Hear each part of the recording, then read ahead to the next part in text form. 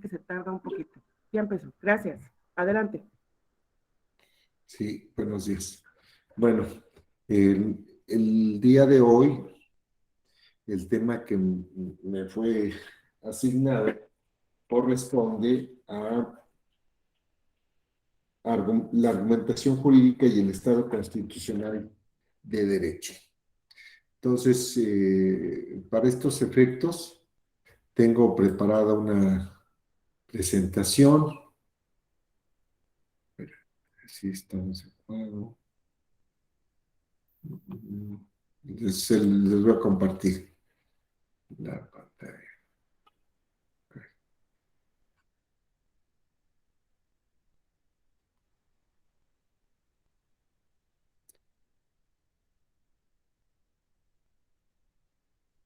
¿Sí?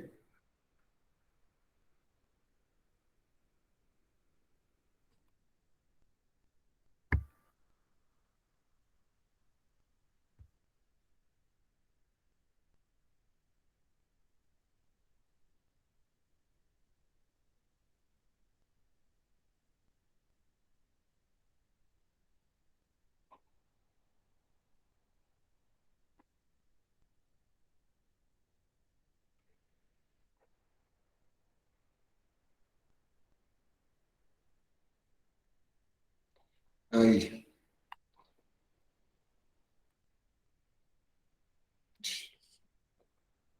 Bueno, muy bien. Creo que aquí ya la pueden ver. Sí, maestro. Sí, bueno. Entonces, ah, es un tema, me parece que muy interesante el que vamos a abordar el día de hoy.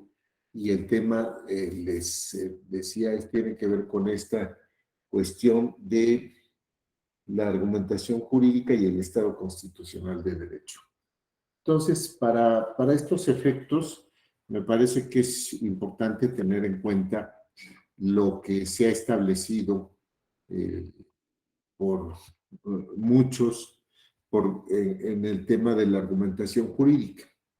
La argumentación jurídica significa, pues, la forma en que se realiza el razonamiento y se motivan las determinaciones eh, por parte del órgano legislativo, el órgano jurisdiccional, el ejecutivo, por los operadores jurídicos, es decir, también aquellos que acuden a las instancias jurisdiccionales, administrativas o pretenden justificar alguna determinación. Esto tiene una carta de naturalización, sobre todo cuando estamos hablando de lo que se ha identificado como los casos difíciles. La parte que a mí me interesa es destacar en esta ocasión es esto que vamos a ver un poco más adelante, que tiene que ver con esto que estamos manejando como el Estado constitucional de derecho. Para Creo que es importante tener en cuenta lo siguiente en cuanto a la motivación, que me parece que es muy, muy importante en nuestro caso. Bueno, antes yo quiero también referirles que para todo lo que tiene que ver con argumentación jurídica, bueno, hay distintos autores. Está desde luego Manuel Atienza con su obra monumental, me parece que es muy importante este curso de argumentación jurídica de Editorial Trot. Hay otros más, me parece que ya de alcances más menos extensos, por ejemplo, Las razones del derecho, de Manuel Atienza, de Teorías de la Argumentación Jurídica. Hay otros más, por ejemplo, en la Introducción a la Historia del Derecho, de el doctor Jaime Cárdenas Gracia, y que también tiene un libro que se llama La argumentación como derecho, que también es altamente recomendable. Está el de La argumentación, el del derecho, de Marina Gascón Avellán y Alfonso García Figueroa. Y desde luego también está el libro de Teoría de la Argumentación Jurídica de Robert Alexi, y también el de Interpretar y Argumentar de Ricardo West. Pero bueno, hechos estos apuntamientos, fundamentalmente les decía, el tema de la argumentación tiene que ver con la circunstancia en donde se establece distintas formas de, me parece que ese es el tema de la fundamental, que es lo de argumentar. Por argumentar se refiere, ya les decía, a las justificaciones normativas, narrativas, fácticas y axiológicas de la decisión del intérprete, los que son obligatorios cuando se trata de autoridades. Entonces, sabemos que por principio todos realizamos interpretaciones de las normas jurídicas. E interpretar significa establecer algún sentido, algún significado a una norma jurídica, que es lo que nos interesa. Y el tema de argumentar significa el establecer conclusiones, justificaciones por cuanto a cierta disposición o disposiciones, sobre todo en aquellos casos en que se tiene alguna pretensión. Bueno, entonces, a esta parte también me interesa tener el referente de carácter normativo, y me parece que son muy importantes los significados normativos de motivación desde la perspectiva de la Corte Interamericana de Derechos Humanos, la cual establece que motivar es la exteriorización de la justificación razonada que permite llegar a una conclusión. Caso Apstis Barbera, Corte Primera de lo Contencioso y Administrativo y otros versus Venezuela. Baena Ricardo y otros versus Panamá, Reverón Tretillo versus Venezuela y Tristán Donoso versus Panamá.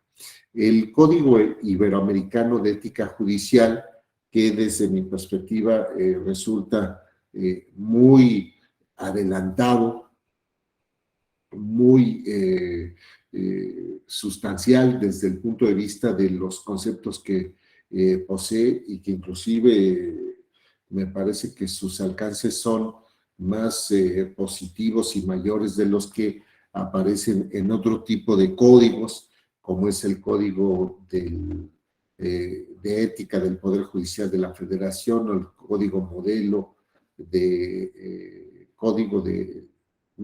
de Ética para los tribunales electorales, caso de México.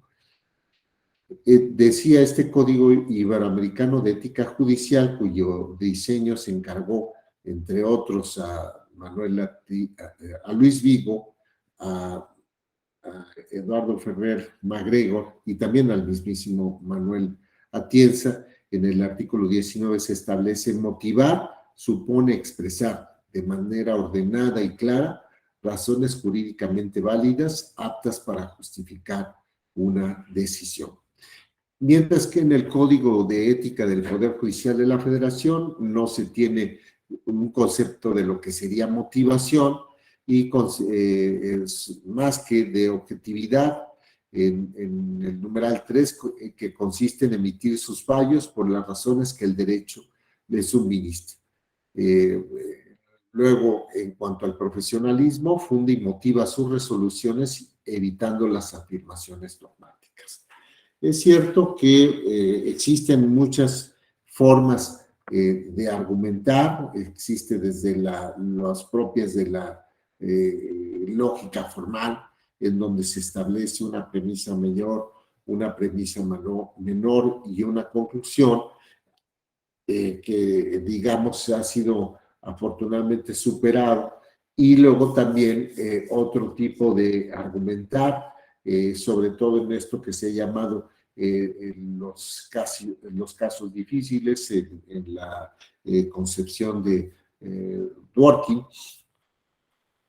y que esto también parte fundamental de lo que entendemos por derecho.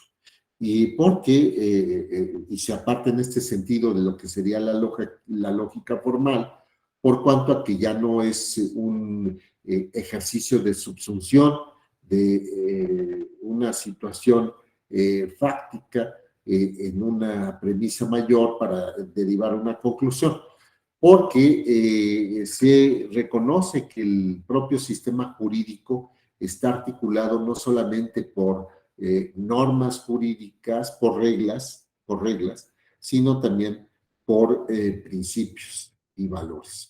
Y que estos principios y valores, como integrantes del propio sistema jurídico, tienen un carácter normativo. Es decir, no se trata únicamente de pautas directivas o alguna disposición de carácter programático, como antaño se pensaba, que también constituían un ideario político, sino que los propios principios también establecen mandatos de carácter obligatorio para las propias autoridades. Y ahí que por eso se hable del valor normativo de la Constitución. Esto es muy importante, sobre todo si tenemos en cuenta que hacia dónde vamos a llegar, como lo vamos a ver un poco más adelante, en esto que hemos identificado como el Estado constitucional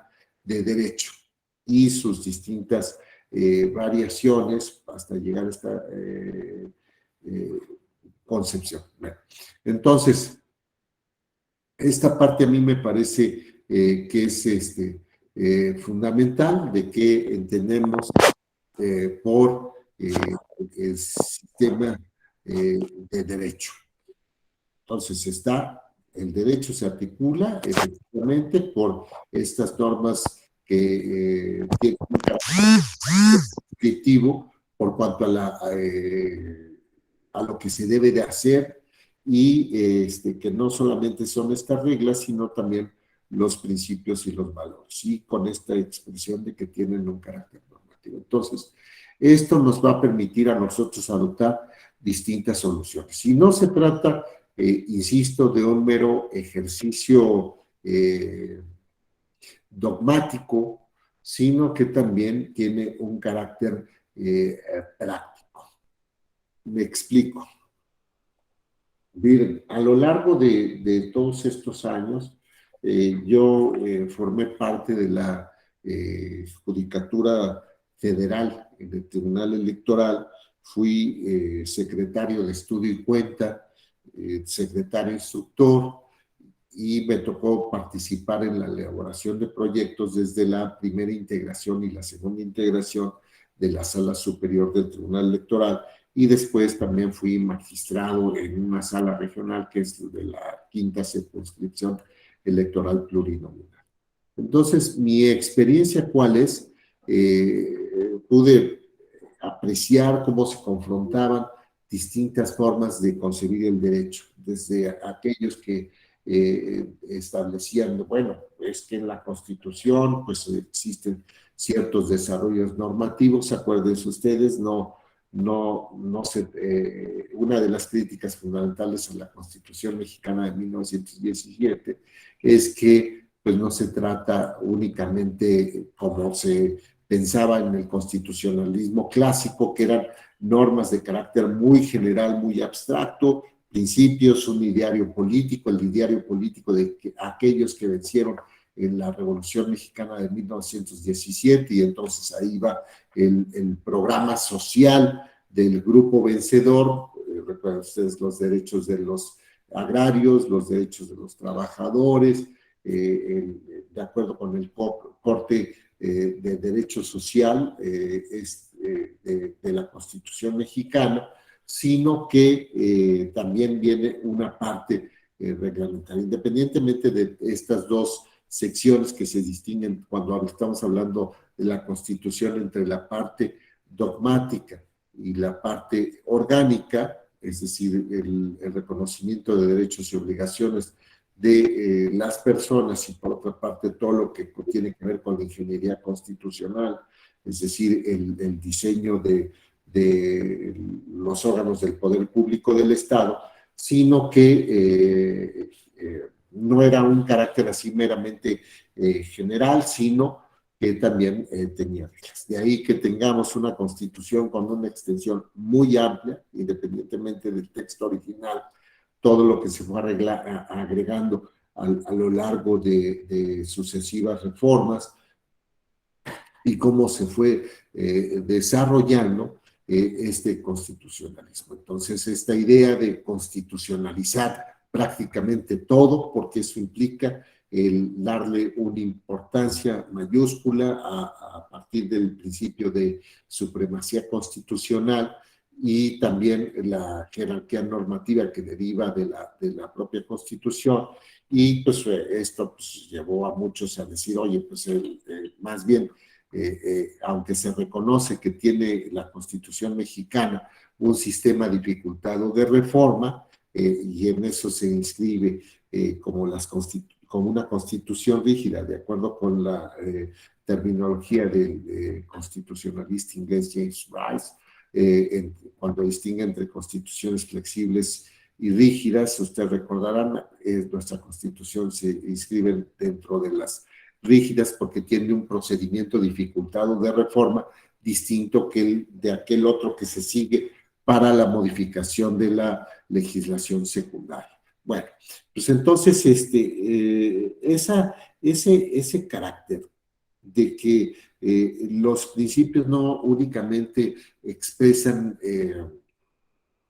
un ideario político, sino que tienen un carácter imperativo, y esto fue precisamente lo que fui aprendiendo como parte de mi práctica dentro del Tribunal Electoral. Pues mira precisamente, y por eso se los estoy compartiendo en esta ocasión, a la idea, al propósito de establecer cómo desde la Constitución esos principios, no únicamente las reglas, tienen un carácter normativo. Esto es un carácter vinculatorio, un carácter obligatorio, un carácter imperativo para las propias autoridades y en general para todas las personas. Entonces, esto me parece que es una parte fundamental, tenerla muy claro,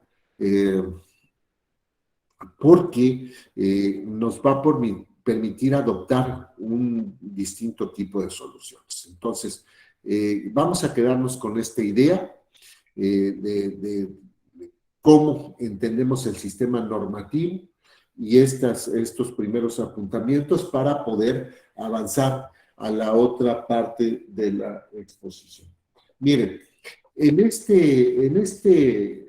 estos cuadros que tienen ustedes presentes y que les estoy transmitiendo a través de esta exposición, fundamentalmente se desarrolla algunas de las, nos apoyamos en un trabajo que me parece que es fundamental para comprender lo que es el Estado constitucional y democrático de derecho. Se llama el libro Derechos y Garantías, la ley del más débil. Es un libro de Luigi Ferrajoli, tiene una introducción de don Perfecto Andrés Ibáñez, que fuera magistrado del Tribunal Supremo de Justicia español, y quien se ha convertido en uno de los principales traductores del Luigi Ferrajoli. Bueno, entonces, les recomiendo la lectura de este libro pequeño. Está en el mercado, es editorial Trota, y me parece que es muy accesible y también, por otra parte, muy fácil de conseguir. Bueno, entonces,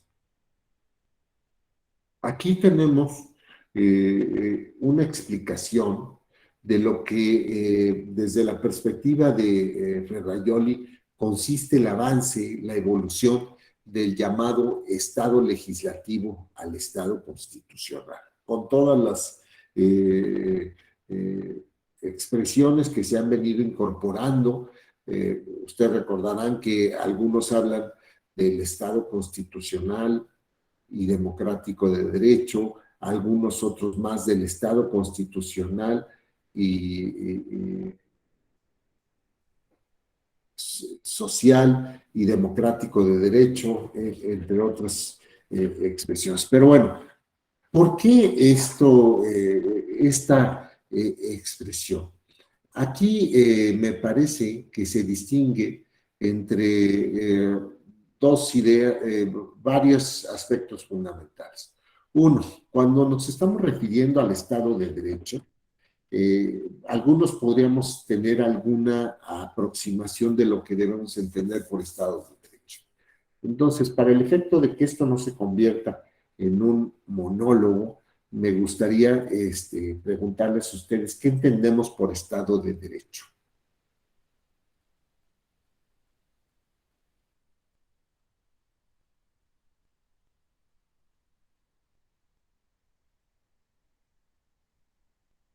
A ver, ¿alguien?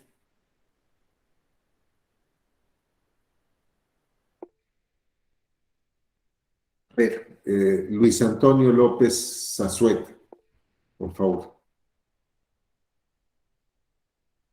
¿Sí? A ver, si le abren el micrófono, por favor. Correcto, gracias, adelante. Sería una situación en la cual el Estado o el poder político fundamenta su poder precisamente en el ejercicio del derecho. Y ese en principio sería digamos así, la existencia de un poder político regido por o sujeto a las normas jurídicas que el propio Estado se da, o que la sociedad pues se da. Efectivamente, ¿no? Entonces, eso es muy claro. Pues nosotros habríamos de destacar como una de las características del Estado de Derecho, pues bueno, algunos dirían, bueno, pues sí, efectivamente, tanto las autoridades como las personas, entendiendo los particulares, los sujetos de derecho privado, los sujetos de derecho social, sujetan su actuar a la ley. Y entonces eso, pues nosotros podríamos comenzar avanzando. Diríamos, es un primer avance. Entonces, recuerden ustedes cómo desde la Revolución Francesa, el gran avance, el gran triunfo fue precisamente el establecimiento de este principio de legalidad. Es decir, que los sujetos y fundamentalmente la autoridad se sujetaran a la ley. ¿Cuál fue el motivo que generó la Revolución Francesa? Pues, muchos diríamos, pues el absolutismo de los Luises, esta situación donde la aristocracia pues era una clase privilegiada y donde pues imperaba la voluntad de un solo sujeto, un régimen absolutista en donde solamente era el rey el que determinaba no solamente la ley, sino su contenido. Entonces, de ahí que se acuñara esta expresión de Luis XVI, si no me equivoco, de el Estado soy yo.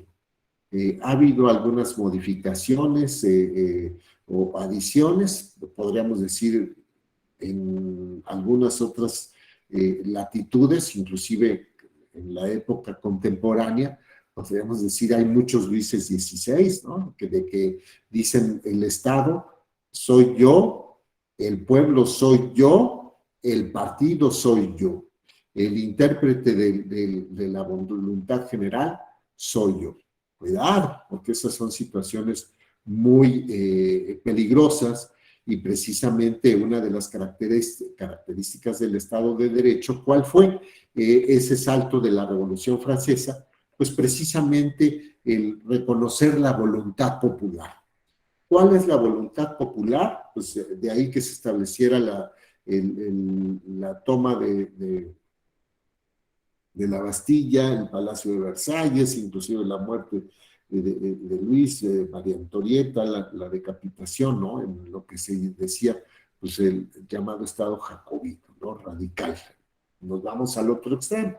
Se trata de respetar la voluntad general del pueblo y quién es el que tiene esa capacidad de expresar la voluntad general.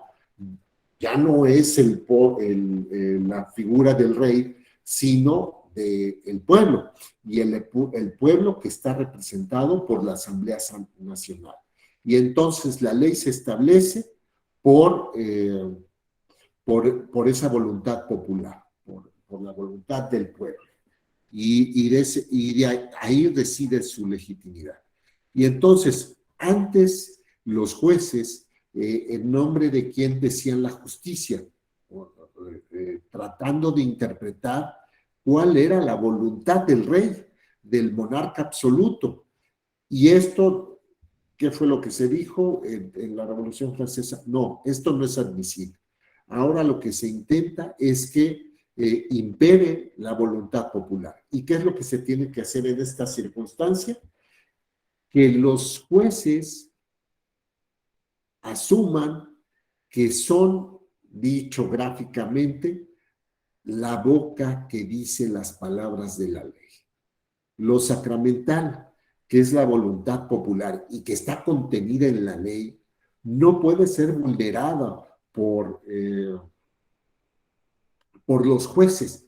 Por eso se deben someter a la ley. De ahí que se acuñara esta expresión del Estado legislativo.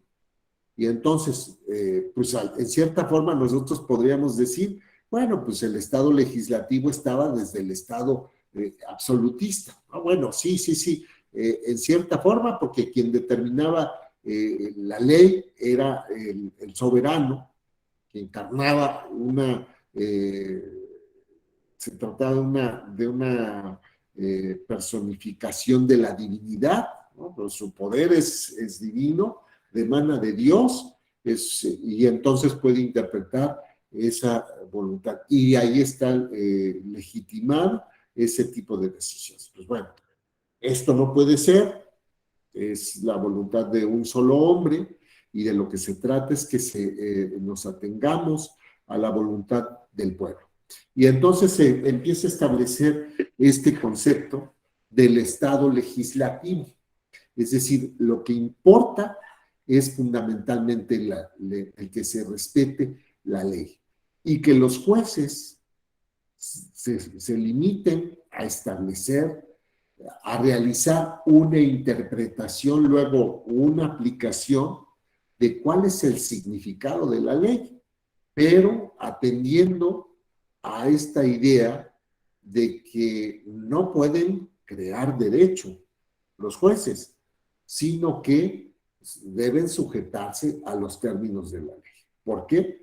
Porque operar de una forma distinta, ¿qué implicaría? Vulnerar esa voluntad general. Y esto resultaría inadmisible. Entonces, se empieza a establecer esta que identificamos como el Estado legislativo. Pero ¿qué puede ocurrir con la ley? pues nosotros sabemos que no todas las soluciones aparecen en la ley. Y entonces llegamos a una circunstancia, a una situación en donde la ley tiene todas las respuestas, en donde el juez se convierte en un autómata, por decirlo de alguna forma gráfica, que se limita a establecer puntualmente el significado de la ley, pero a partir de los límites que se establecen por el propio legislador.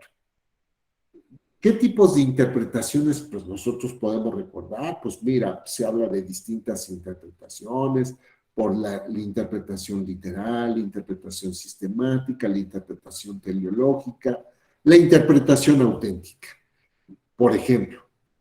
Y entonces la interpretación pro persona, la interpretación restrictiva, extensiva, etc. Y entonces, dentro de estos modelos de interpretación que he mencionado de manera ejemplificativa y que implica, ya lo decía desde un principio, asignar significado a una norma jurídica, ¿cuál sería la más adecuada de acuerdo con este estado en donde se trata del estado legislativo, de acuerdo con esta concepción de que el soberano es sagrado y lo que establezca el soberano en la ley es lo que debe sujetar el actuar del juez. Entonces, si nosotros atendemos, pues diríamos, bueno, de acuerdo con esta concepción de la función del juez, pues uno diría, pues tendría que ser la interpretación sistemática. Digo, la interpretación literal, porque se está sujetando a los términos precisos de lo que se establece en la ley. Pero ¿qué otro tipo de interpretación nos serviría? Pues la interpretación auténtica, porque de lo que se trata es de qué, de establecer cuál era la voluntad popular. Y entonces, pues ahí podríamos nosotros decir, pues estaríamos acudiendo a los diarios de los debates para establecer cuál es la voluntad del legislador.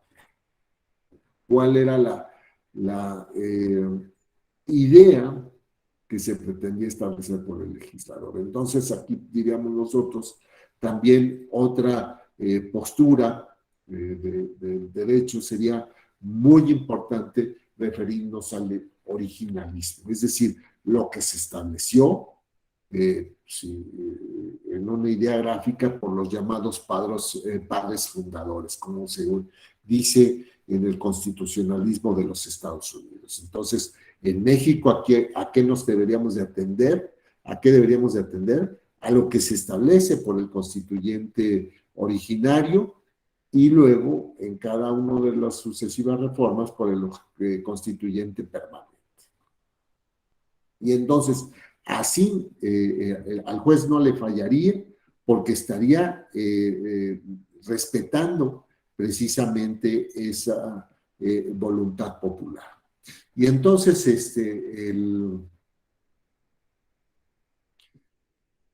aquí tenemos estas dos cuestiones. Estado de Derecho en sentido lato o formal, porque se siguió un procedimiento, y en sentido fuerte o sustancial, porque esa disposición jurídica que siguió un procedimiento atiende a lo que se establece en los propios disposiciones de mayor jerarquía que regulan no solamente el procedimiento, sino su contenido.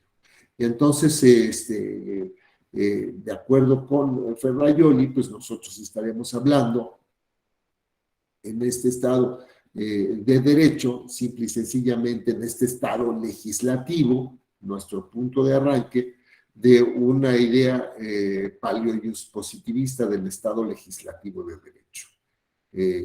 Dice, pues esto es así, porque lo único que nos interesa es establecer, de identificar a la norma jurídica y pues determinar si esa norma jurídica es una norma vigente. No nos importa atender a cierto, propiamente al contenido. Eso no interesa nada. Y si esa norma tiene un efecto positivo o pro persona, o si esa norma respeta los derechos humanos, los llamados derechos fundamentales, lo único que le interesa al órgano jurisdiccional en un caso contencioso es identificar la norma que va a aplicar y la función del órgano jurisdiccional. Así es nada más establecer que esa disposición se hubiera ajustado a la Constitución.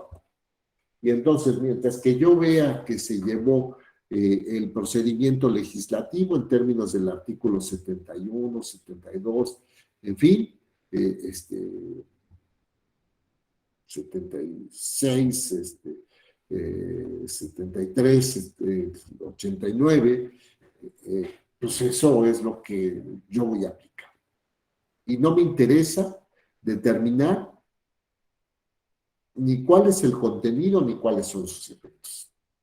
Entonces, olvídense ustedes de hablar de interpretación directa, interpretación conforme, interpretación pro persona, o todas las otras interpretaciones que habíamos señalado, la teleológica, la sistemática, la funcional, extensiva, restrictiva, porque pues bueno, pareciera que nos vamos a limitar a como si fuera un instructivo, a leerlo, a seguir, a revisar que se siguieron ciertos pasos, y entonces pues ya esa es la norma que se va a aplicar. Y esa era la función, vean ustedes, tan limitada, tan triste de los operadores jurídicos. Identifican la norma vigente porque es la que vas a aplicar. Y entonces, esta evolución de las concepciones del llamado constitucionalismo, pues también estaban determinando cómo se entendía que era la función del juez, de los operadores jurídicos. Y entonces, a partir de estas nociones, se llega a la cuestión de vamos a revisar cuáles son las condiciones de existencia. Eso es lo único que nos interesa en el paleopositivismo del Estado legislativo de derecho, pues esto era suficiente, independientemente de cuál fuera el contenido. Si es una norma que establece, vamos a pensarlo, por ejemplo, en el caso del constitucionalismo de los Estados Unidos, la llamada doctrina de los iguales pero separados, en donde existieran baños para las personas blancas y baños para las personas de color, o un sistema de educación pública o privada, en donde también estuviera dividido entre segmentos, o que estuviera permitida la esclavitud, etcétera. Entonces, oye, lo único que tienes que revisar es que si hubiera seguido el procedimiento para aprobar una disposición constitucional, de reforma constitucional, o el procedimiento legislativo, independientemente de cuáles sean los efectos o las consecuencias o cuál sea el contenido. Vamos a pensar también en el caso del derecho del nacionalsocialismo, pues bueno, en donde se establecía la supremacía de la raza aria y la minusvalía de cualesquiera otras origen étnico, el pueblo judío, negros, gitanos, o romanís, o cualquier otro. Entonces, lo único que tienes que hacer es revisar que se siguió el procedimiento respectivo y eso te permite establecer cuál es la norma vigente y cuál sería la validez. Y entonces estás admitiendo que podría ser la norma válida independientemente de su contenido. Y entonces, pues esto también tenía que ver precisamente con los desarrollos de la ciencia jurídica, en donde se hacían más ejercicios de lógica formal, como ya les anticipaba, y la labor del juez, ¿a qué se limitaba? A ser la voz que dice las palabras de la ley. Y entonces, esto era pues los avances que se daban y la forma de considerar no solamente la función judicial, sino que tenía impactos en cuanto al desarrollo de la ciencia jurídica. Entonces, esto pues lleva precisamente a otros estados. Aquí tenemos, por ejemplo, Estado legislativo del derecho, la norma jurídica es válida por haber sido establecida por una autoridad competente. La disciplina cognoscitiva con un objeto autónomo, es decir, usted únicamente va a atender a su objeto de conocimiento, la norma jurídica, y no hay posibilidad de que altere ese contenido. La ley, el principio de legalidad, es la fuente de legitimación. Entonces, es una decisión que se adopte, cualquiera que sea el contenido de la ley, es válida, es legítima. ¿Por qué? Porque pues estás atendiendo a la ley a ese principio. En fin, creo que por ahí está encendido un micrófono. Si pudieran apagarlo, pero si pueden también participar adelante. Me parece que es del compañero Castillo. Bueno, entonces, en contraste, nosotros podríamos señalar, oye, pues, ¿por qué nos entretenemos tanto en el Estado de Derecho, el Estado de Derecho a secas, y además utilizas esta expresión? Porque es precisamente el rasgo característico, el Estado legislativo. Y avanzamos entonces al Estado constitucional de derecho. La forma de producción y la coherencia de sus contenidos con los principios constitucionales. Entonces, ya no únicamente la labor del operador jurídico es determinar que esa norma se hubiera establecido de acuerdo con cierto procedimiento de creación, sino que vas a tener a la forma de producción y la coherencia que existe de sus contenidos con los de las propias normas fundamentales del Estado. Estamos pensando en esto que podríamos nosotros identificar como el bloque de constitucionalidad, es decir, la Constitución y aquellas otras que tengan un rango, si no igual, por lo menos semejante, como serían los tratados internacionales. Y sobre todo cuando se establecen derechos humanos, o esto que podríamos identificar como los derechos fundamentales.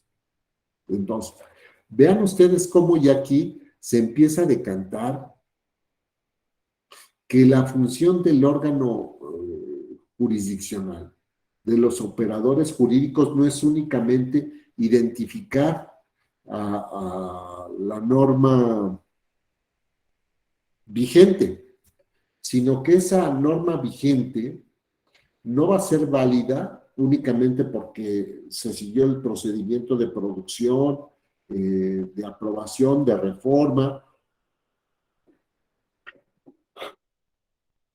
de modificación, sino porque es una norma válida. Y no es válida únicamente porque se hubiera seguido ese procedimiento, sino porque es coherente con ese sistema de normas. Y entonces, ¿qué es lo que se establece en la Constitución, en ese bloque de constitucionalidad? Pues las normas básicas, fundamentales, las más elementales, que corresponden a reglas o principios, directivas, fundantes del propio sistema jurídico. Los cuestiones de principio y los derechos humanos, así como las disposiciones que establecen ese diseño normativo. Entonces, eso es el gran salto entre el Estado legislativo y el Estado constitucional de derecho. ¿Y esto por qué ocurre? Porque se empieza a ver a lo largo del tiempo que el derecho por el derecho mismo no es suficiente. Y el derecho por el derecho mismo puede generar, y de hecho genera, situaciones inadmisibles. Les decía en mis ejemplos, pues, de los regímenes totalitarios, el sistema de derecho del fascismo, la Italia, la Italia del Duce, Benito Mussolini, el derecho nazi, entre otros más. Y entonces, en estos excesos, las situaciones que se vinieron dando durante el primer tercio, fundamentalmente del siglo XX, llevan a las naciones a establecer los derechos humanos. La Carta de San Francisco, la Declaración Universal de los Derechos Humanos, independientemente de que ya existía la Declaración Universal de los Derechos del Hombre y del Ciudadano de 1789 de Francia, pues más o menos fue una declaración que quedó en estado latente y que, pues bueno, finalmente se justificaron bajo sistemas fundamentales, pues regímenes autoritarios y que atentaron indudablemente contra los derechos humanos, que fueron producto de lo que se generó durante el primer tercio, decía, del siglo XX y a la conclusión de la Segunda Guerra Mundial con el establecimiento de la Carta de San Francisco y la Declaración Universal de los Derechos Humanos. Y posteriormente vendría ya hacia el último tercio del siglo XX el Pacto Internacional de Derechos Civiles y Políticos y la Convención Americana sobre Derechos Humanos. Entonces, ¿qué se decía? Pues voy a revisar no solamente la forma de producción en el Estado constitucional de derecho, sino la coherencia de sus contenidos con los principios constitucionales. Es decir, que no existan, como dice Ferrajoli, situaciones incoherentes, es decir, que se establezca, por decir algo en la Constitución, la libertad de expresión, y luego, pues, ya por el desarrollo normativo que se ve en la legislación secundaria, que se estuviera justificando la censura. Oye, pues eso no puede ser. Por eso tienes que ver que no existan contradicciones entre el sistema secundario y ese llamado bloque de constitucionalidad. Y entonces, pues, en la ley y en las diversas determinaciones, tanto jurisdiccionales como administrativas que se pueden. Y entonces se empieza a caminar y la actitud de la propia academia, de la judicatura, no es la de el autómata que aplica, nada crítico, que aplica el derecho, sin una posibilidad de revisar su contenido. Pues ya no digan la forma en que se estableció esa disposición, sino el contenido. Y entonces se asume una actitud crítica y proyectiva ante el objeto de estudio, no solo explicativa. Es decir, mientras que en el Estado legislativo se podría llegar a decir, bueno, es que este producto dado, el cual yo me limito a aplicar, y que pues tiene todas estas características y ya basta con que yo revise si se llevó a cabo y lo voy a aplicar sin más, cambia y se asume, como se señala en el cuadro, una actitud crítica y proyectiva. Oye, pues fíjate que este ordenamiento secundario en donde se establece la libertad de expresión, pues justifica, por ejemplo, en el caso de la libertad de expresión, el establecimiento de controles indirectos de la libertad de expresión. Pues claro que no, mientras que la solución en el Estado legislativo sería, bueno, está esa censura a través de medios indirectos, se produjo a través de un procedimiento de reforma, pues es suficiente y ya nos seguimos con eso. Mientras que en el otro diría, oye, pues sí, hay procedimientos indirectos para el control de la libertad de expresión, por ejemplo, el Estado es el único que vende papel para los periódicos y va a ser en las condiciones que él diga. Y para lo que corresponde al espacio radioeléctrico, pues son otras situaciones ciertamente arbitrarias, caprichosas, y entonces se llega en el caso legislativo, bueno, esas decisiones se hicieron de acuerdo con la ley, suficiente. Mientras que una solución en el Estado constitucional de derecho sería, vas a ver críticamente esas disposiciones.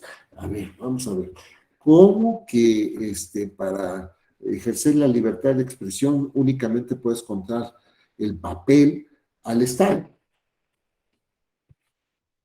Y ya, sí, aunque lo hubiera dicho el Congreso de la Unión y se llevó a cabo la iniciativa legislativa, la discusión en la Cámara de Origen, el dictamen por las respectivas comisiones, se pasa a la Cámara Revisora y la aprueba en sus términos, y se presenta el dictamen, se regresa, y entonces, como no hubo discusión, pues se aprobó.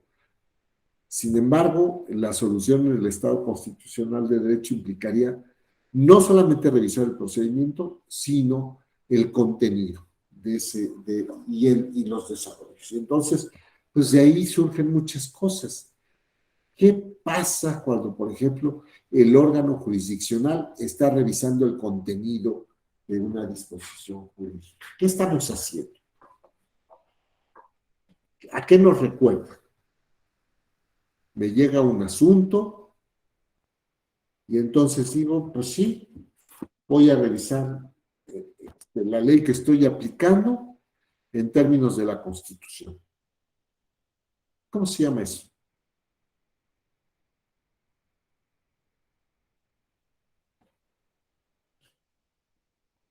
Control Control constitucional. efectivamente. Y entonces empiezo a hacer esta confrontación. Porque si fuera un control de legalidad, ¿a qué nos limitaríamos de acuerdo con nuestra explicación? Únicamente a revisar, oye, esa ley se estableció, esa ley que regula la libertad de expresión en el caso de los medios de comunicación, en nuestro ejemplo hipotético, en materia electoral, fue aprobada en términos de 71, 72, 73, 76 y 89, sí, es válido.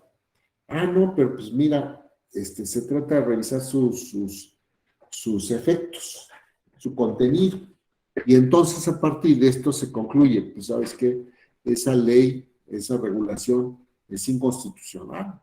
¿Por qué? Pues porque vulnera el artículo 6º, el artículo 7º, el artículo 1º, pues porque establece un control indirecto, y esto está prohibido en términos de la Convención y el Pacto Internacional de Derechos Civiles. Entonces, pues adiós.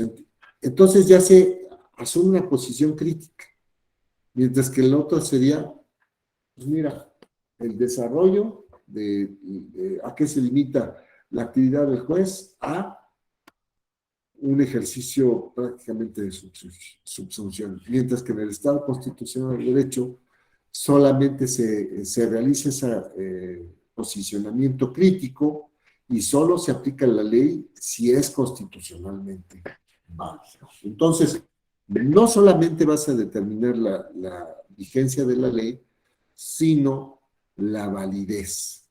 Y la validez implica hacer una confrontación entre la sentencia, la determinación administrativa, la misma ley, contra lo que se establece en la Constitución.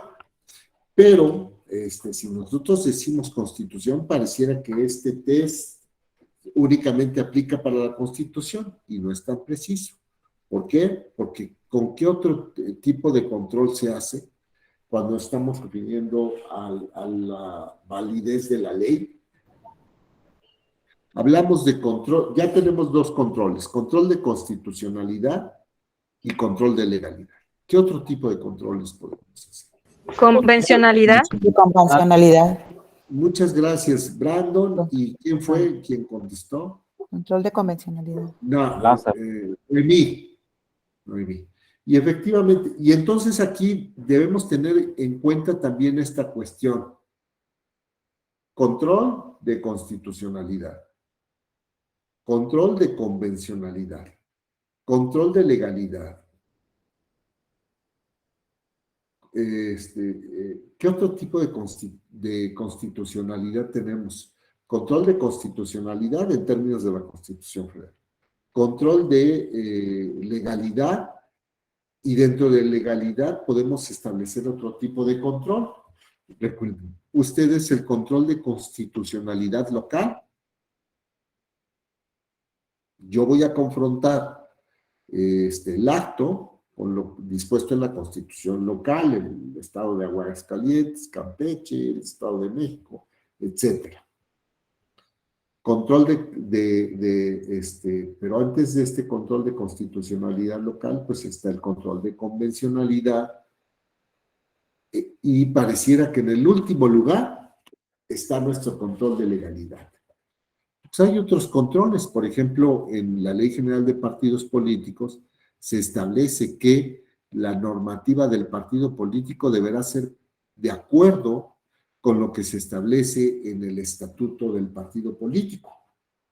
Y entonces parece que esa sería una suerte de norma fundamental o suprema en el ámbito de los partidos políticos. Ajá. Bueno, solo se aplica la ley si es constitucionalmente válida. Se introduce una dimensión sustancial, que no es el procedimiento, sino los contenidos de estas determinaciones. Luego, aquí estaríamos hablando de los modelos del Estado de Derecho, según Ferraioli, que se encuentran en crisis, el Estado legislativo y el Estado constitucional. Esto porque viene por el colapso de la capacidad reguladora de la ley, el retorno al papel creativo de la jurisdicción, la pérdida de la unidad y coherencia de las fuentes y la convivencia y superposición de diversos ordenamientos concurrentes. Y entonces para esto pues dice, bueno, pues hay avances, pero esos avances también se han significado por, en cierta forma, debilitar al propio sistema, y dice, pues mira, parece que ahora los polos de decisión realice ese examen, se dan no en el ámbito nacional, sino en el ámbito de la Unión Europea, el Tratado de Maastricht.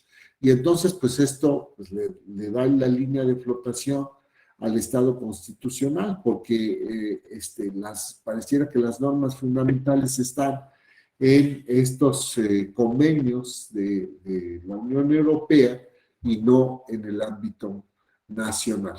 Y luego, pues, el colapso de la capacidad reguladora de la ley, pues deriva de la propia naturaleza de las cosas. ¿El derecho qué característica tiene?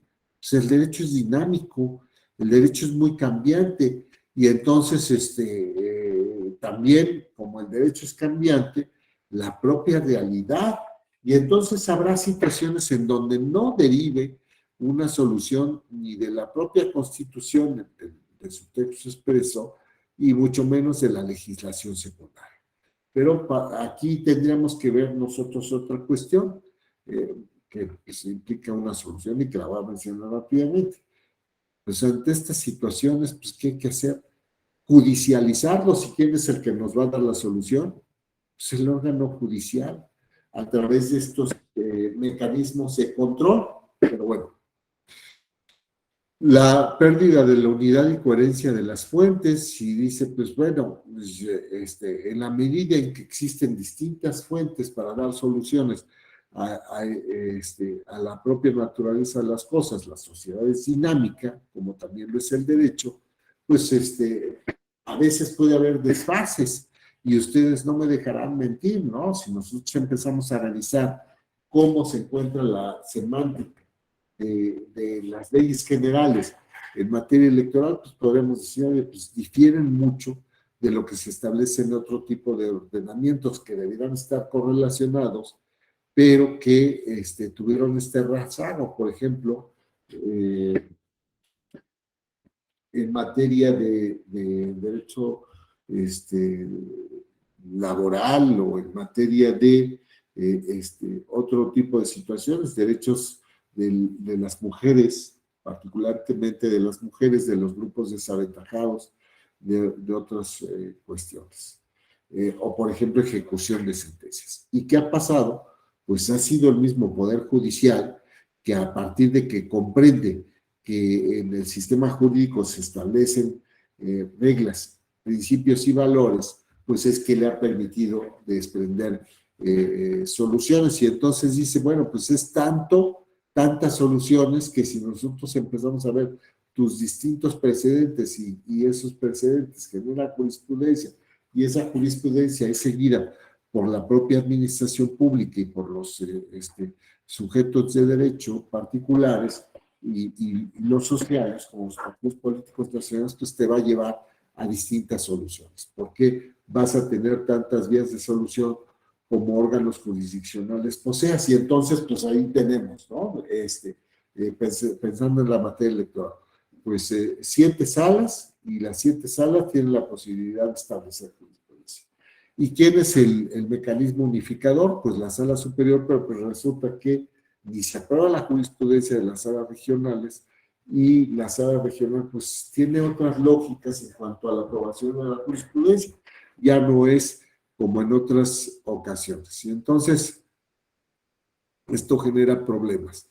Y la convivencia y superposición de diversos ordenamientos concurrentes. Digo, no es tanto por sí mismo que convivan y coexistan otros ordenamientos jurídicos, sino lo importante es cuando estos no corresponden a la facultad de las autoridades locales, o bien habiéndose promulgado pues hay situaciones que no se tienen en el radar, ¿no? Y entonces pues hay pues en la medida en que también no solamente por este tipo de situaciones en donde se norma en otros ámbitos a través de los tratados internacionales, sino a través de la legislación correspondiente, y también los operadores jurídicos tienen esta posibilidad de determinar la constitucionalidad de las normas que van a aplicar, entonces se hace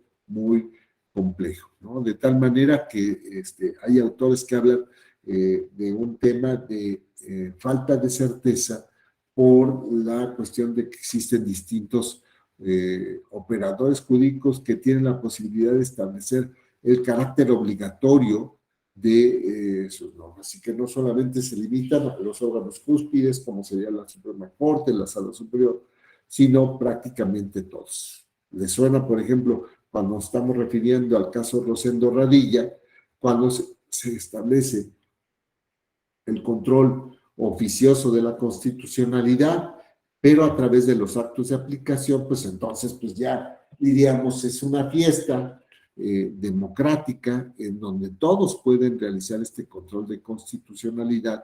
Sin embargo, lo importante no es solo que la Constitución rija todas las cuestiones sociales y dé respuesta a todo en lo que podemos identificar como un principio de plenitud del derecho. El derecho es pleno y tiene respuestas a todas las problemáticas que se pueden plantear, ¿no? Entonces, pues es esta cuestión. Y les quería decir, en el caso de la materia electoral, es una cuestión que inclusive antes del Rosendo Radilla ya se venía haciendo esta inaplicación por parte del tribunal, que si no me equivoco fue en el 2012, ¿no? Sobre todo a partir de la reforma del 2007, porque aunque originalmente el tribunal desde el año 2000 realizaba control difuso, pues es el caso que la Suprema Corte de Justicia de la Nación, al resolver la acción de constitución, la controversia constitucional 2 del 2000, determinó que el Tribunal Electoral no era parte del control concentrado ni del control difuso y que por eso no podían hacer control de constitucionalidad a través de las sentencias que conocieron. Bueno, esto fue superado en el 2007 y pues ahí tenemos, ¿no? Entonces, la convivencia y superposición de diversos ordenamientos concurrentes, ¿no? Entonces, ya les decía el caso europeo. En el caso de México, pues también puede existir estos temas, sobre todo porque, como ustedes recordarán, en la materia electoral podemos distinguir entre el ámbito nacional, el ámbito federal, el ámbito local, el ámbito de los partidos políticos. Y entonces, porque este ámbito general, pues sería el caso de principios, reglas, normas, la Constitución, hay un general en el caso, perdón, de, bueno, entonces estaba hablando de esta cuestión de la pérdida de unidad y coherencia de las distintas fuentes, ¿no? Entonces, pues no todo es beneficios. Si estamos pensando en el Estado legislativo, decíamos, pues no hay tanto tema en cuanto a un problema de unidad y coherencia, porque la posición que tiene el juez es muy limitada. Y entonces, pues mientras que el órgano representativo establezca la Constitución y la ley, pues ahí se queda. Y sobre todo considerando que el órgano jurisdiccional solamente realiza un test de legalidad. Entonces, pues no va a haber tantos sobresaltos. Sin embargo, cuando estamos pensando en el modelo del Estado constitucional, la posición del operador jurídico es distinta, porque no solamente va a determinar cuál es la ley válida, sino cuál es la ley a aplicar. Bueno, aquí voy a hacer una pequeña pausa. Tengo que hacer una escala técnica, entonces les pediría que por favor no se desconecten, que me den la oportunidad de ir al baño y continuamos. Ya falta un tramo que es muy pequeño para poder concluir. Entonces, les pido que por favor me esperen y regreso enseguida, por favor. Gracias, maestro.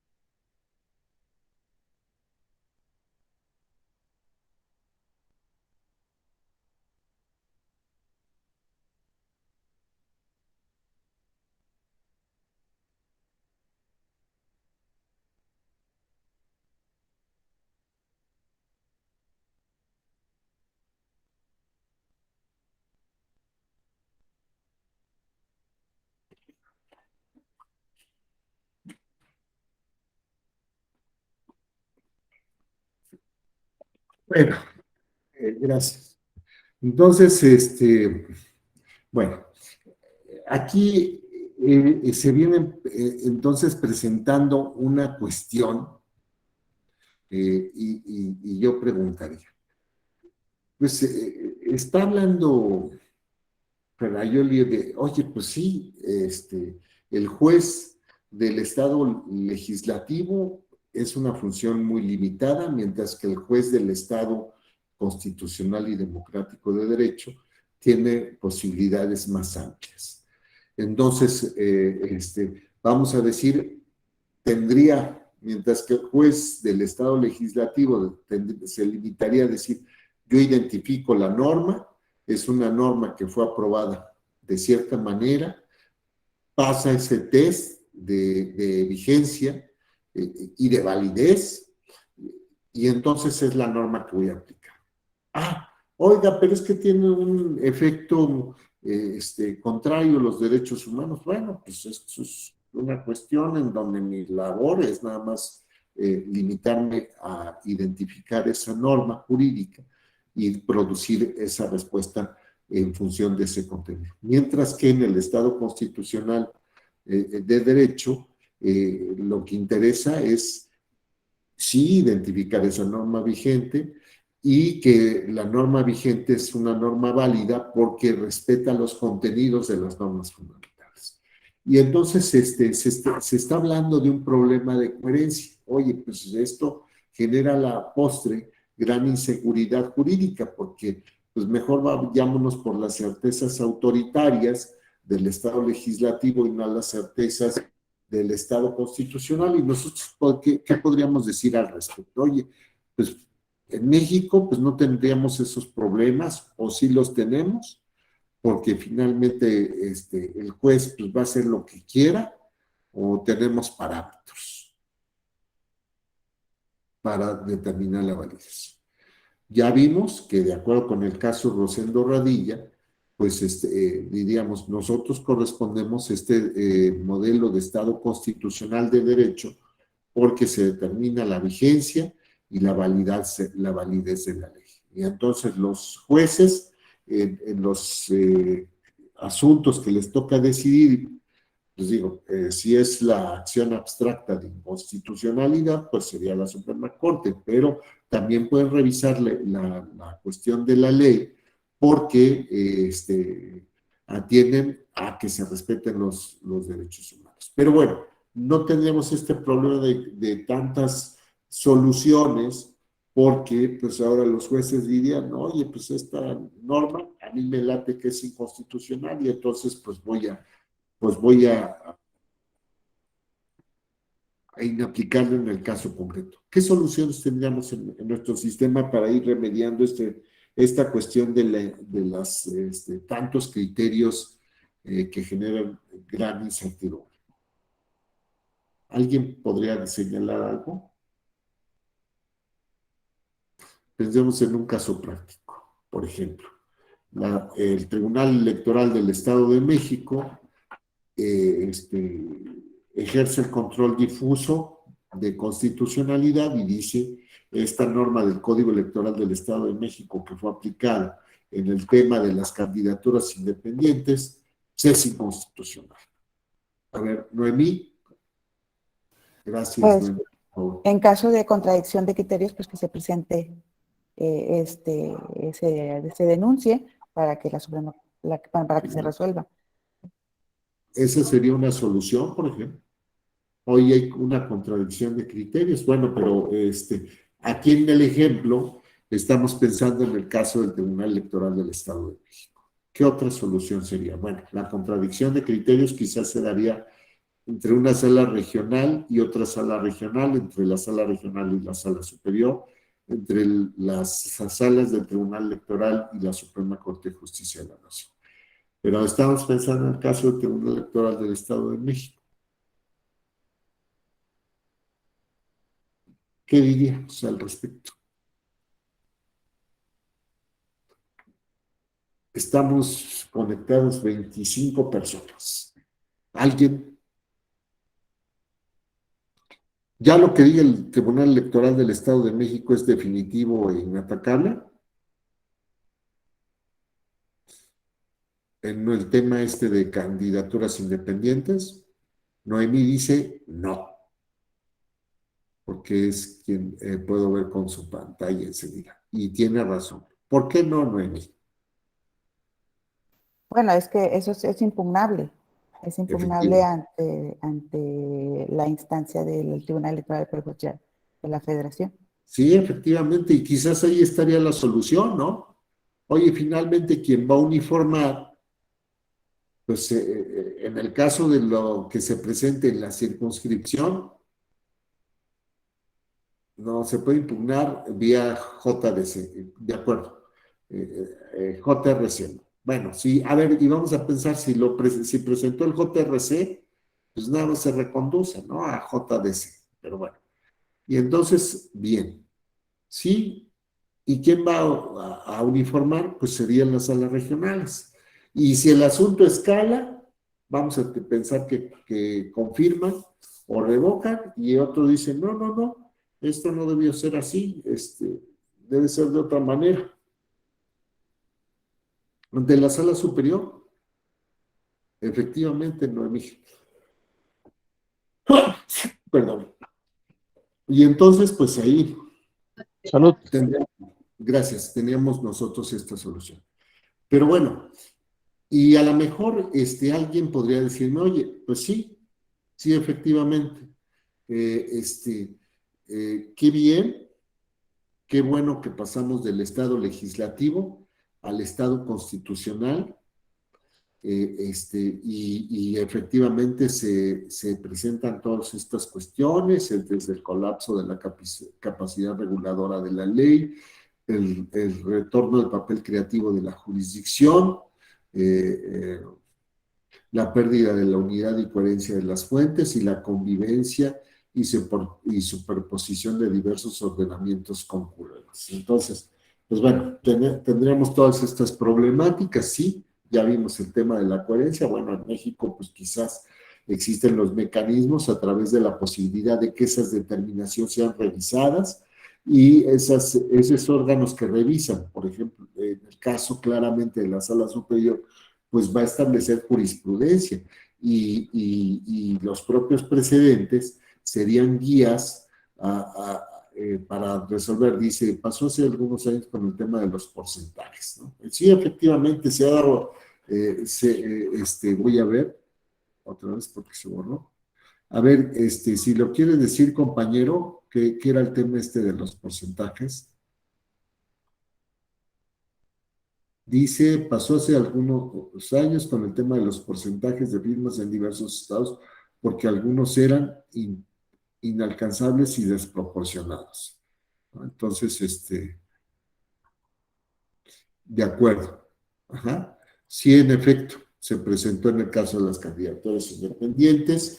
Yo recuerdo que a mí me tocó integrar la Sala Regional de la Ciudad de México y junto con el presidente y la secretaria general de acuerdos en funciones de magistrada, pues llegamos a la conclusión de que efectivamente era un porcentaje inalcanzable para el caso de los ayuntamientos municipales en el estado de Puebla, y por eso se hizo el control de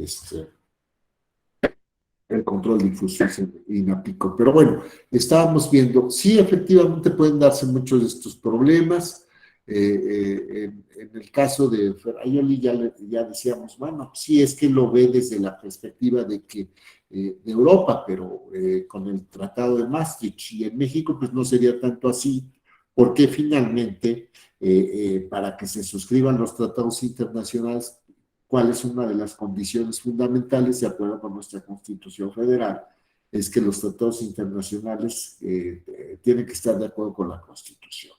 Sin que esto implique que si en la Constitución se establecen derechos fundamentales, derechos humanos, y existe un tratado con una posición más favorable para el ejercicio de los derechos humanos, o pues por cuál vamos a optar, pues los alcances del tratado internacional en aras del principio pro persona, porque finalmente los derechos humanos, ¿cuál es la naturaleza? Pues es un derecho de mínimos.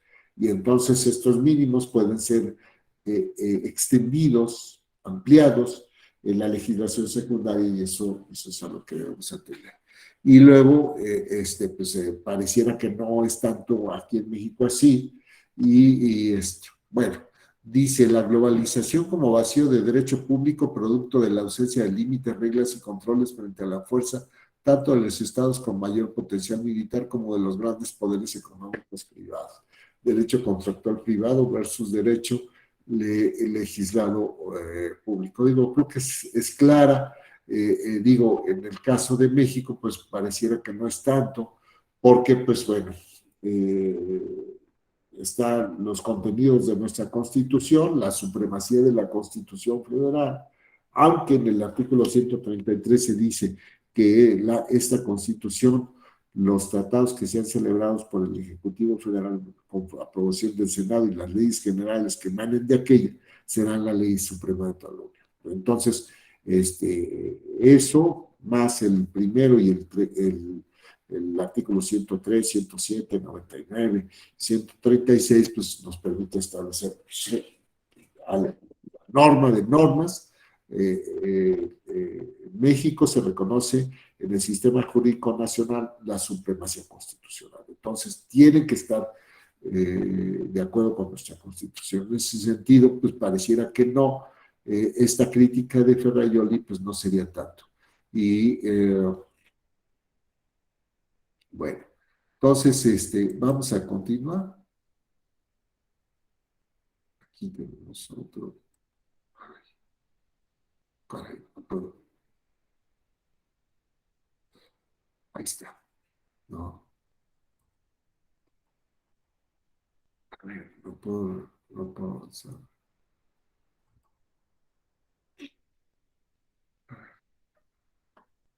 Voy a detener la. Aquí está. A ver. Voy a compartir otra vez.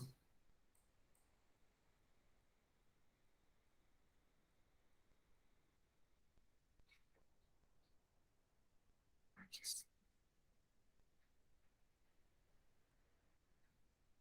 está. Ahí está. Uy, pues no me deja avanzar. Ahí está. Entonces, aquí seguimos.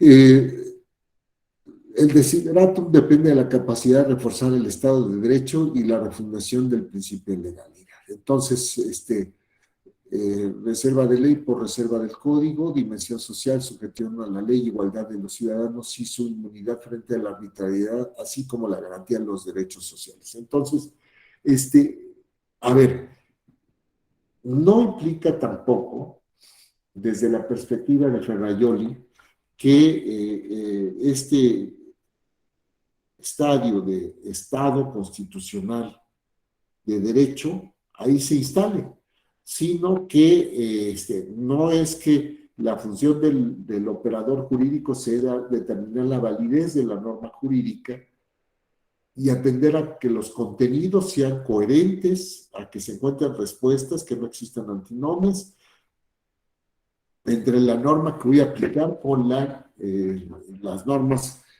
fundamentales del sistema, sino que esas normas fundamentales tienen que establecer ¿qué? Derechos humanos, el respeto de los derechos humanos. Entonces, de ahí que se hable de Estado constitucional y democrático de derecho. ¿Y por qué democrático? Porque además esos derechos humanos, tanto los derechos de la primera y fundamentalmente los derechos de la segunda generación, encuentren satisfacción. Es decir, en el caso de las libertades, como es las libertades, el derecho de igualdad,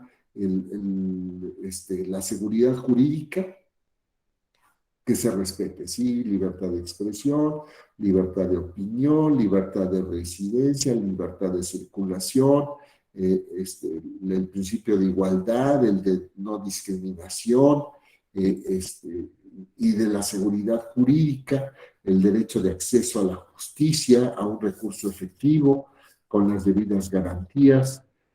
Ajá, pero también que interesa que que existe, se respeten esas obligaciones de abstención, pero también esas obligaciones de hacer.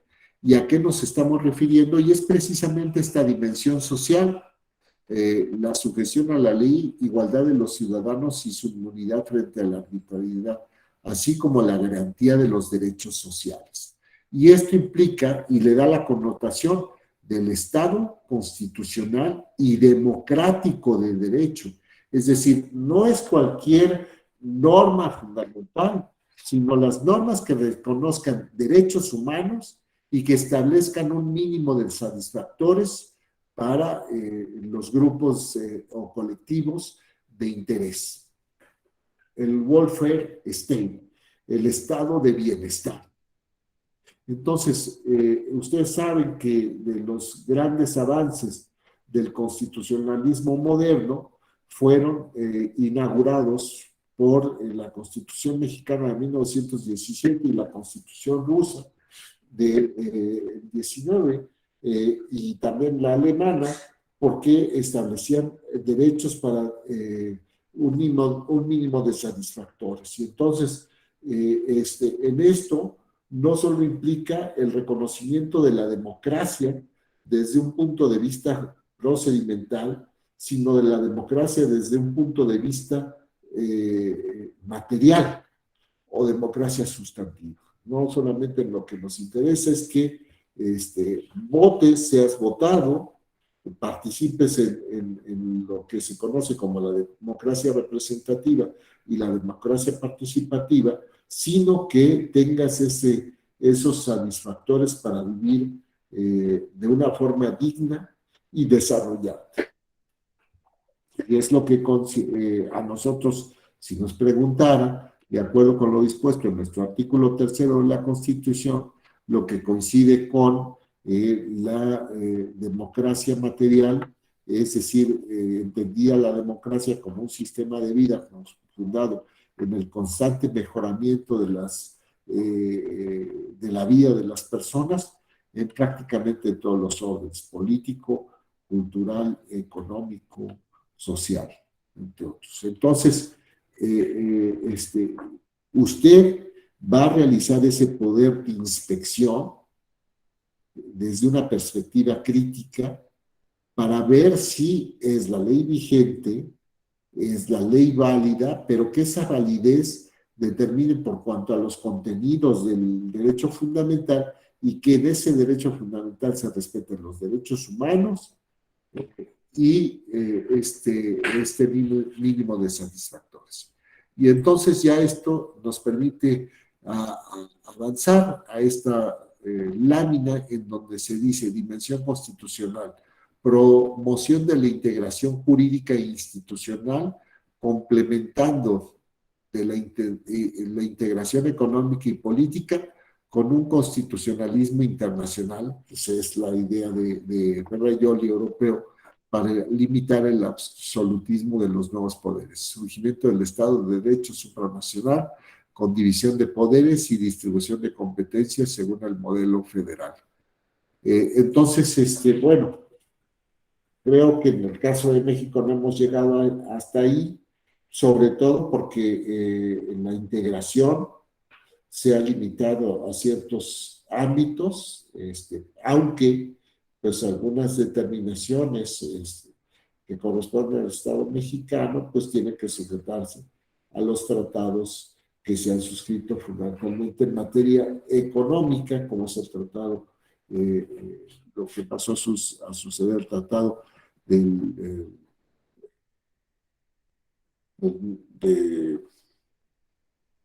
Telecán, el que fue sustituido pues, recientemente, y algunos otros tratados de carácter económico, pero finalmente pues en México pues existe, podríamos decir, una válvula de cierre, que es el principio de supremacía constitucional. Entonces, pues de esta forma creo que podremos decir que hemos concluido con esta exposición y sobre todo si atendemos ya para ponerlo como epílogo a la circunstancia de que no estamos hablando de una cuestión meramente dogmática o doctrinaria, sino ubicando dentro de este esquema de lo que es el Estado constitucional y democrático de derecho, lo que venimos haciendo precisamente en el tribunal. Identificamos cómo esto que se propuso, que se identifica por Ferrajoli, es en su garantismo, pues no es algo que nos resulte a nosotros extraño, porque es lo que fundamentalmente se viene haciendo a partir de, en el caso del Tribunal Electoral desde el año 2000, el control difuso, sí, con un cierto, cierta pausa derivada de la contradicción de tesis 2 del 2000 de la Suprema Corte de Justicia de la Nación, en donde después de que el tribunal, la Sala Superior había realizado en varias ocasiones la inaplicación por temas de inconstitucionalidad de la ley, pues finalmente la Corte dijo no, hasta que se restableció este control, pero ahora sí como control concentrado en favor de las salas del Tribunal Electoral a partir de la reforma del 2007, y lo cual se extendió para muchos, para prácticamente todos los órganos jurisdiccionales a partir de el asunto Rosendo Radilla, tal que fue resuelto por la Corte Interamericana de Derechos Humanos, y que el Estado mexicano, en cumplimiento de esa decisión de la Corte Interamericana, modifica su doctrina, la Suprema Corte de Justicia de la Nación, y establece el llamado control difuso. Y en esto, pues, determina cuáles son los tests que se deben hacer, que es precisamente el aplicar la norma que resulte más favorable hacia los derechos humanos. En caso de que se alegue contradicción, pues se atenderá a una interpretación conforme. Si esta no es posible, pues a una a lo que es propiamente el control difuso, y que pudiera conducir a la desaplicación por un tema de constitucionalidad. Veamos que aquí la Corte no le entró a lo que se conoce como la aplicación directa, pero bueno, podríamos nosotros decir que tampoco está proscrita del sistema jurídico nacional, y de hecho muchos de los asuntos, sobre todo en el campo del derecho electoral, se resuelve con una aplicación directa de la Constitución. Y hay muchísimos ejemplos. Uno de ellos es el SUBRAP 17 del 2006 de la Sala Superior, cuando se generó el procedimiento especial sancionatorio relativo a los esposos. Bueno, entonces, de esta forma concluyo, y pues quedo a sus órdenes por si tienen algún planteamiento. Por favor.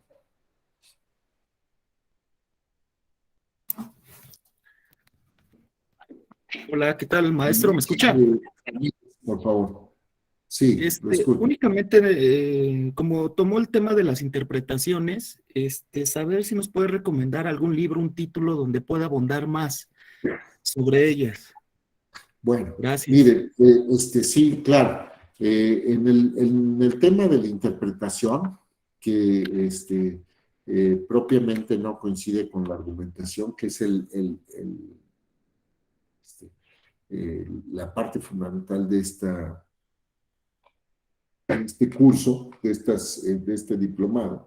Pero bueno, hay diversos publicaciones, y yo el que les recomendaría es el de Ricardo Guastini. Ricardo Guastini tiene un libro sobre interpretación jurídica publicado por RUA. y tiene otro más que está publicado también por un editorial de estas internacionales, que se llama Distinguiendo, que es Guastini. Desde luego, pues está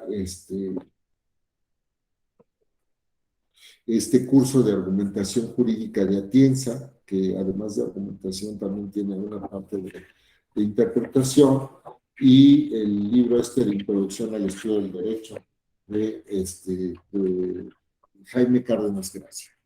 Entonces, yo creo que viendo estas obras, me parece que pueden encontrar muchas respuestas adecuadas. ¿Sí? ¿Algún otro Muchísimas planteamiento? gracias. No, al contrario, estoy a sus órdenes.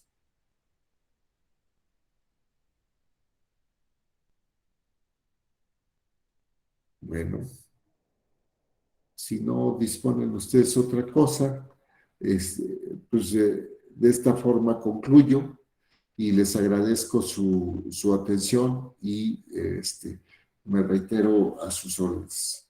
Muchas gracias. Hasta luego. Muchas gracias, maestro. Hasta luego. Gracias, maestro. Buen día. Hasta luego. Estén bien. Adiós. Buen día, Gracias, gracias. Hasta maestro. luego. Hasta luego. Buen día.